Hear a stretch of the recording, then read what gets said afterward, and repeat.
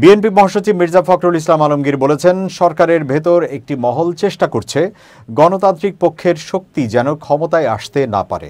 তবে এসব ঝামেলা সহজেই সমাধান হতো যদি 3 মাসের মধ্যে নির্বাচন দেওয়া হতো। এমনকি ফেব্রুয়ারিতে নির্বাচন হওয়ার ক্ষেত্রেও বাধা দিচ্ছে তারা। জাতীয় প্রেসক্লাবে ভাসানী অনুসারী পরিষদ কর্তৃক আয়োজিত এক আলোচনা সভায় প্রধান অতিথির বক্তব্যে তিনি এসব কথা বলেন। তিনি বলেন, ইদানিং একটা বিষয় দেখে খারাপ লাগে, আজকালকার বেশিরভাগ মানুষ নষ্ট হয়ে গেছে। যেদিকে তাকাই সব প্রতিষ্ঠানেই খালি দুর্নীতি। সেদিন এক ব্যবসায়ী বলছিলেন যে আগে যদি 1 লাখ টাকা দেওয়া লাগতো, এখন দেওয়া লাগে 5 লাখ টাকা। আমাদের মনে নেই যে পরিবর্তনটা আনা দরকার ছিল, সেটা হয়নি।